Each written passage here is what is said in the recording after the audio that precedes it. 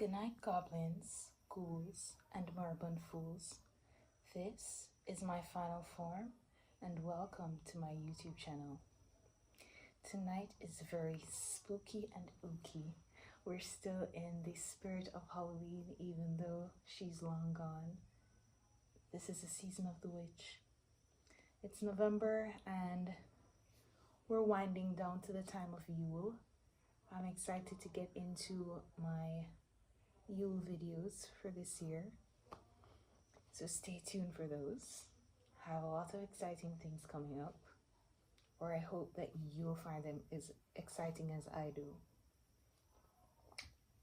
Tonight I'm going to share with you my very small collection of oddities. So to start, I have a taxidermy beetle. It's an etymology, my first time doing taxidermy. And I'm gonna show it to you because it's mounted on my wall and it's super fragile and I really don't want to damage it. So I'm gonna show you. Okay, this is my etymology stag beetle taxidermy. And I handmade this frame from modeling clay and pinned him myself. I found this beetle in my garden. He was already dead when I found him, so no harm done. The next item in my small collection of oddities is my snake in a jar. So this is my first and only wet specimen.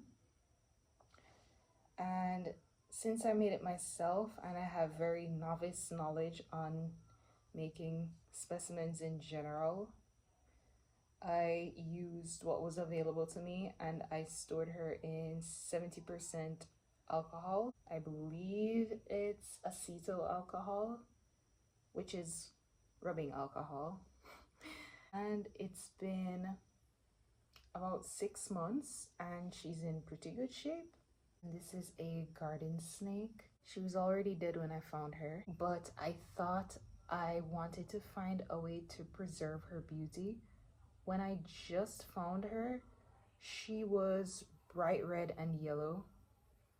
Obviously now the color has faded, but I think she's absolutely stunning. It's pretty hard to see with the dim lighting that I have. This part here is her head and the body. She curved this way when she passed, and yeah.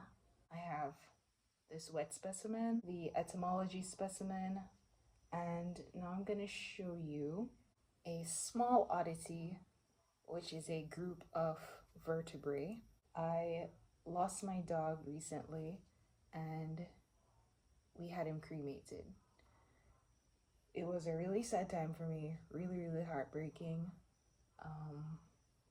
He didn't suffer, he didn't endure a lot of pain, and so at least for that I'm grateful. We got him cremated. My vet was able to preserve a few of his vertebrae for me, so I keep them in this glass jar, and I just keep my maison margiela when the rain stops on top of it on a little silver tray. It's here. This little silver, slightly patinaed coaster, I want to say. And I also have these 2 tiny dice.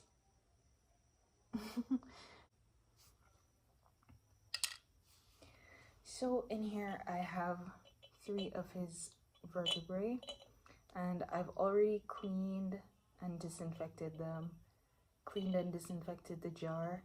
And as an extra precaution, even though he was my dog and he was so sweet, the witch in me just couldn't help but smoke cleanse the jar with incense. So I did that, and I smoke cleansed the bones as well. So I'm actually pretty unfamiliar with which of the vertebrae each one is. So if anyone knows in the comments below, you can let me know. I have this one here. That's one. This This is a second. I believe this one might be a thoracic vertebrae. I think this one might be the coccyx. I could be wrong. You guys can correct me.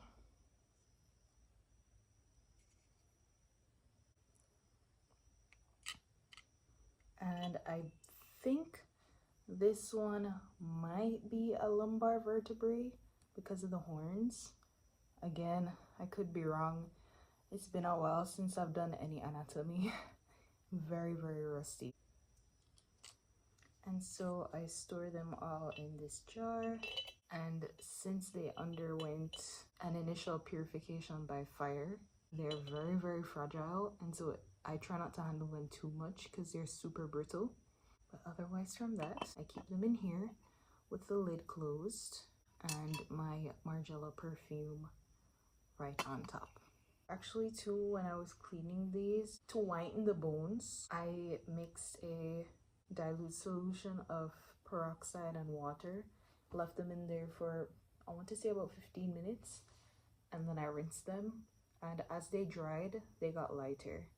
So they still have a bit of a tint to them. They're sort of grayish. I feel like if I did another peroxide bath, they would be really, really white, but I'm not sure if I want that. Plus, I worry that if I add any more moisture to it, I'm gonna lose them completely because they're so brittle. I'm fine with the color that they have right now, and I think I'm gonna leave them as is.